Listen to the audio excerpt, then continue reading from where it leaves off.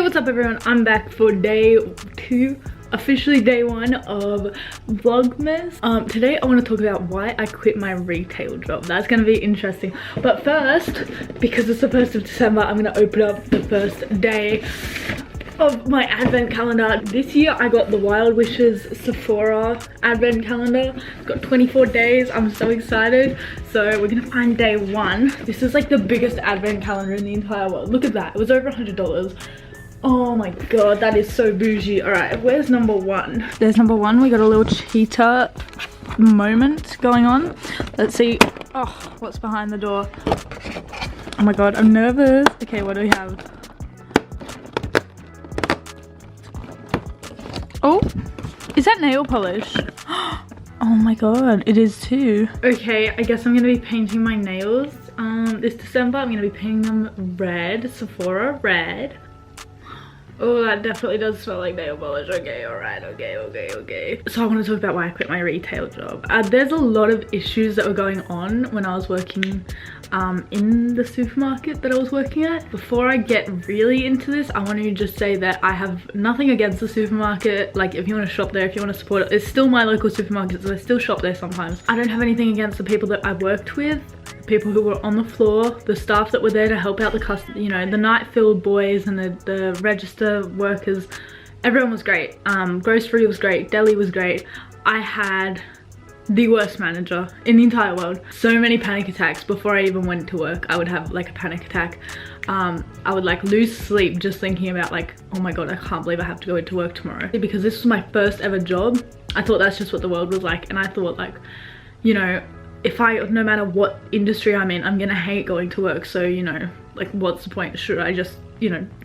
So I was working casual to start off with because I started in high school, so I only needed casual work. I didn't need to be, you know, working all the time. And then we got a new manager and we got a new register manager, and I finished high school and they asked me to start working permanent part-time. And my register manager basically told me, if you don't go permanent part-time, which by the way means that you get paid less, we will cut your shifts. And I was like, right, fair. And later on I approached her and I said, this is before I started having actual issues. Later on I approached her and I said, I'd like to develop my career in retail. She basically just then used me to stock shelves all the time instead of doing anything actually on registers. I wasn't too mad about that because I was getting like experience in other departments, which I didn't mind. She was always very rude and she used to threaten me that she'd fire me all the time. This was something that really got to me sometimes because I had booked a holiday with my friends, and I told her with 2 weeks notice, because that was our policy,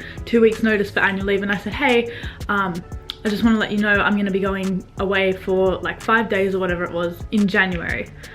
And they had told us, you know, holidays are a blackout period. So I did not take any time off. I took barely any days off when I was in this job during the holidays. Every year, when I was working that job, I worked both Christmas Eve and Boxing Day. So I only got my 1 day off, you know. After that, I had told her, I said, hey, in 2 weeks time, I'm going to Melbourne with my friends.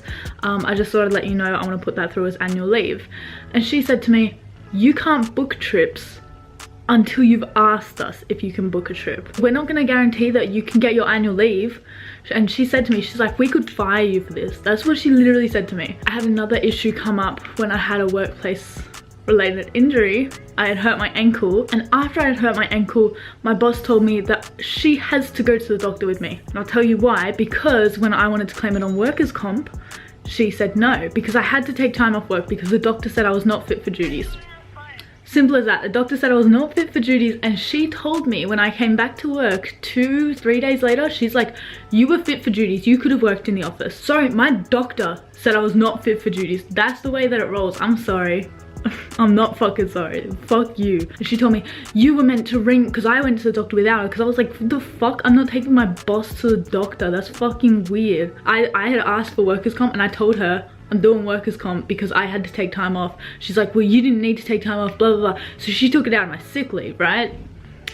took it out of my sick leave. I went to my doctor and I said, she took it out of my sick leave. The doctor's like, well, she shouldn't have because it's meant to come out of their insurance. So she didn't do that, and I complained to her about that, and I said, I need a reference number for a workers' comp claim because I don't have that. My doctor needs that because otherwise my doctor's not getting paid. And she's like, we don't do reference numbers for insurance claims. She told me we don't do all this shit. And I said, I'm sorry, my doctor wants it. She literally said to me, she goes, I was on your side. When she talked to the regional, like the area manager type person, and she goes, I was on your side because he told me that you need to be fired for not taking your boss to the doctor. That is so wrong. That's so wrong on so many levels. And if anyone out there is suffering with something similar, quit, just quit. It's literally not worth it. And also join a union. I will say that. When I said to the night manager, I said, I'm keen on joining a union because I don't believe that this place treats me fairly. And he said, you can join a union